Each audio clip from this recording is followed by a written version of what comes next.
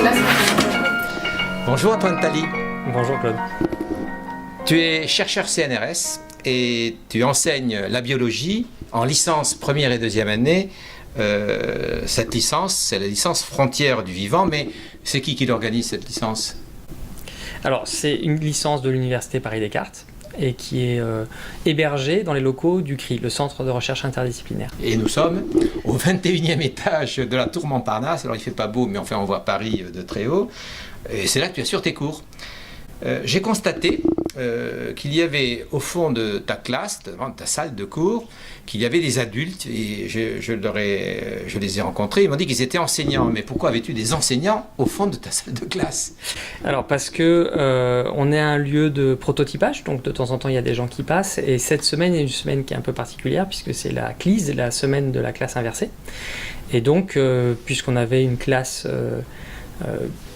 qui correspondait à ce thème-là, on a proposé de l'ouvrir, ce qui se fait peut-être un peu moins souvent dans l'enseignement supérieur. Donc il y a des enseignants qui sont venus voir cette classe inversée, en fait renversée pour être tout à fait exact. Bon alors, parlons classe renversée. Alors le principe, c'est de dire qu'on va demander aux élèves non pas d'étudier un contenu qui a été préparé pour eux, mais on va leur demander de préparer un contenu pour les autres. En d'autres termes, ton travail, c'est eux qui vont le faire. Oui, ils vont faire même mieux parce qu'ils vont faire le travail de la personne qui a écrit le livre. C'est ça leur objectif. Leur objectif, c'est de remplacer le livre. Donc, en quelque sorte, voilà des étudiants qui viennent ici pour apprendre, et en fait, en sortant, ils sont capables d'écrire un livre. En tout cas, ils ont une bonne partie des bases. L'idée, c'est que ce qu'on cherche, c'est pas seulement leur apprendre un certain nombre de connaissances, mais aussi de leur apprendre à apprendre. Et donc ça, c'est un des exercices qu'on utilise pour leur apprendre à apprendre. Alors, on pourrait peut-être regarder comment tu organises ton année scolaire pour progressivement, je suppose que c'est progressif, cette classe renversée se met en place et quels sont l'ensemble des protocoles mis en œuvre. Alors, on en a pas mal. Là, c'est quelque chose qu'on fait en deuxième année, dans le deuxième semestre de la deuxième année. Évidemment, avant ça, on a fait plein de choses, notamment en première année, pour mettre ça en place. On a en première année un protocole qui est, je dirais, un petit peu plus simple, où les étudiants travaillent sur un livre, et ce livre-là, ils l'utilisent pour avoir un contenu pédagogique. Ils lisent le livre. Ensuite, ils ont des questions auxquelles ils doivent répondre sur Internet. Et ensuite, ils ont un forum. Et sur ce forum, ils doivent poser une question et répondre aux questions des autres. Et ensuite, on arrive dans ce qu'on appelle, nous, un cours. Et un cours, en fait, c'est un échange questions-réponses entre les étudiants, les uns avec les autres. Alors François Tally, il dit, mais il n'est pas le seul à le dire, il vaut mieux apprendre aux étudiants à poser des questions pour lesquelles ils n'ont pas de réponse, plutôt que leur apporter des réponses à des questions qui ne se sont pas posées. C'est un peu ça? Ça fait partie de l'idée. Dans leur vie, toujours, une des choses qu'ils vont avoir à faire, c'est à répondre à un certain nombre de questions. Et une des choses qu'ils doivent apprendre à faire, c'est comment est-ce qu'on fait pour avoir ces réponses-là.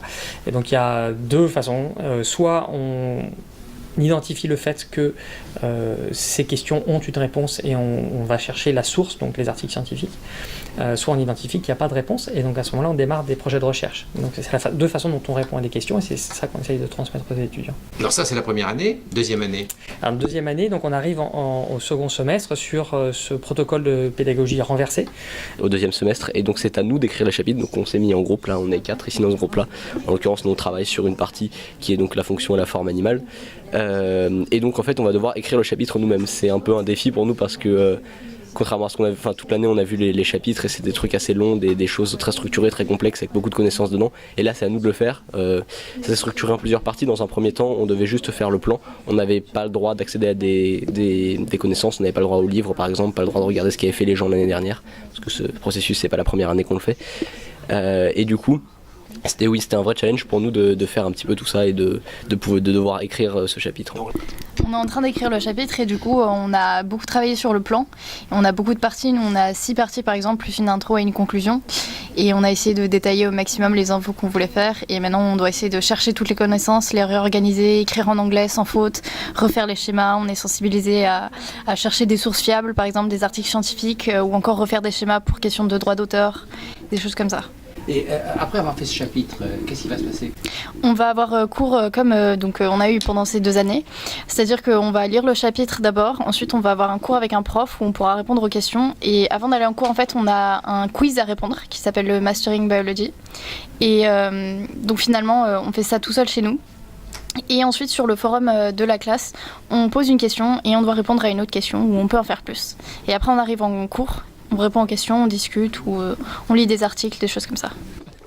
Donc en fait, le prof il doit être dans une des autres salles avec un autre groupe. Et en Qu'est-ce qu'il fait avec ce groupe? Ce qui se fait, c'est qu'à la fin de chaque séance, donc à la fin de notre séance aujourd'hui, on aura à envoyer notre progrès à un autre groupe et on recevra le progrès d'un autre groupe aussi de la classe et on aura à écrire un feedback pour ce groupe pour la prochaine fois.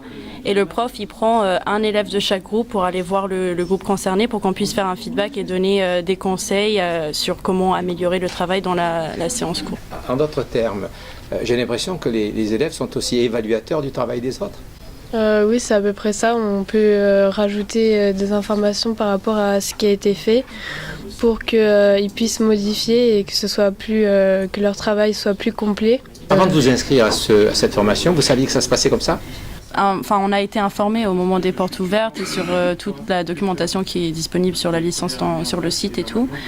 Le processus exact de chaque cours et de chaque projet est quand même une découverte à chaque fois qu'on commence un nouveau projet. Et c'est assez sympa parce qu'en faisant des projets différents qui demandent des compétences différentes, on se rend compte qu'on a avancé beaucoup dans notre travail. Qu'est-ce qu'elle veut dire par là, votre camarade?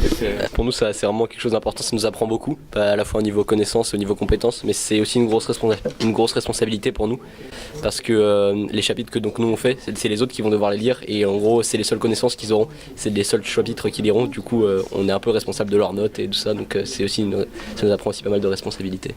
Je m'appelle Clémence et je vais faire un feedback au groupe 42, donc il s'agit d'expliquer ce que nous avons compris de leur texte. On va également voir ce qui fonctionne particulièrement bien dans leur production et voir avec eux ce qu'on pourrait améliorer et ce qu'on pourrait proposer comme solution pour que ce soit plus fluide et compréhensible. Ça veut dire que vous avez reçu leur texte? Oui. Et nous avons reçu leur texte et nous avons eu une demi-journée pour le lire. C'est donc le groupe qui a étudié le texte ou c'est vous toute seule? Dans le groupe. Notre groupe a étudié ce texte et nous avons réfléchi ensemble à des feedbacks. Je vous laisse. Alors du coup, ce que nous avons compris, c'est que vous aviez d'abord abordé les échanges gazeux en premier. Vous vous êtes focalisé sur comment ça fonctionnait, les différents types de systèmes entre les différentes espèces. Avant de vous étendre sur la circulation sanguine et sur comment l'ensemble de l'oxygène pouvait être acheminé jusqu'à l'ensemble du corps. Donc petit détail, on voit que c'est un plan qui est un peu renversé par rapport à celui du modèle du Campbell. Et je trouve que c'est plutôt pas mal parce que du coup on comprend mieux et ça suit une suite plus logique. Vous avez également fait une belle comparaison entre les espèces et leur mode d'échange gazeux, donc ça c'était vraiment très intéressant. Donc dans l'ensemble, votre plan je trouve est très clair parce que vous avez vraiment fait un effort de synthèse et du coup chaque notion est expliquée et bien détaillée et il n'y a pas de phrases trop longues. Et du coup, on voit vraiment que vous avez apporté un effort, même si les parties restent encore à être complétées. Comment vous avez vécu ce moment? Une camarade était là pour vous dire ça, je pense que c'était bien, poser des questions, ça peut-être est à améliorer. Normalement, c'est un prof qui dit ça. Ouais, mais là, c'est encore mieux parce que c'est quelqu'un qui a notre âge, qui fait également la même chose de son côté. Et ça nous donne vraiment confiance dans notre travail parce qu'on a vraiment tous les points positifs qui sont listés. Et il n'y a pas vraiment de points négatifs qui sont donnés, c'est plus des améliorations à faire sur chaque chose. On n'est pas cassé parce qu'on a fait quelque chose de mal, c'est plus à chaque fois des améliorations qui peuvent... c'est du peaufinage, c'est nous dire ça pourrait être mieux fait et on vous dit peut-être de le faire comme ça. C'est vraiment super bien parce que ça nous permet d'avancer très rapidement dans notre travail et à chaque cours on a ça. Et du coup ça nous permet de prendre un bond en avant directement, on fait pour les autres groupes. On perd du temps sur notre avancée, mais on va la récupérer juste après, donc c'est super cool. Si je vous posais la question, quelles sont d'après vous les compétences compétences que l'on développe dans ce type d'activité où en fait c'est les élèves qui en fait fabriquent le cours? On prend de l'assurance de l'autonomie énormément, on va chercher nos informations nous-mêmes, on apprend également à travailler en groupe parce qu'on est 4 là sur notre chapitre et donc il faut vraiment qu'on arrive à se coordonner parfaitement pour pas que 2 personnes travaillent sur la même chose, qu'on puisse être tous compétents, que tout notre travail puisse s'enchaîner parfaitement et qu'il n'y ait pas de coupure. Il faut vraiment que tout soit parfaitement fait. Du coup, ça nous forge vraiment un esprit de travail de groupe. Ça nous permet également de répondre à certaines deadlines, d'être dans le stress, travailler. Deadline, c'est-à-dire en fait une limite dans le une temps. Limite, voilà, on doit rendre le sujet. Par exemple, hier, on devait le rendre 4 heures après le cours. Du coup, on devait travailler dessus, mais on avait encore cours juste après, donc il fallait vraiment être rapide directement après. Donc ça nous apprend à travailler dans le stress, mais c'est vraiment intéressant parce qu'on peut faire quelque chose de vraiment bien en peu de temps. Donc on se sent plus fort? Un petit peu, c'est vrai que ça aide assez, mais après ça vient au cours du temps. On est de mieux en mieux, mais au début c'est un petit peu déstabilisant, mais après ça roule, tranquille. Alors tu as utilisé quand même une expression, ce qui marche bien, et tu as dit ensuite ce qui marche moins bien, mais à aucun moment tu dis ce qui marche mal. Non, c'est volontaire, évidemment. On est sur une logique positive.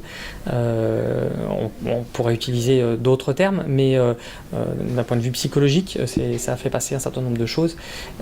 Et surtout, il ne s'agit pas seulement de pointer ce qui ne va pas, mais surtout de pointer comment est-ce qu'on peut faire pour améliorer. Et ça, c'est quand on donne un retour aux autres, c'est quelque chose, une aptitude en fait qui est assez importante à apprendre, de ne pas être juste dans la critique, mais être dans la proposition. Donc ça fait partie des choses qu'on veut faire passer. Alors justement, est-ce que c'est aussi une façon de faire en sorte que ça soit un peu plus acceptable parce qu'il s'agit de pairs et qu'il ne s'agit pas de l'enseignant?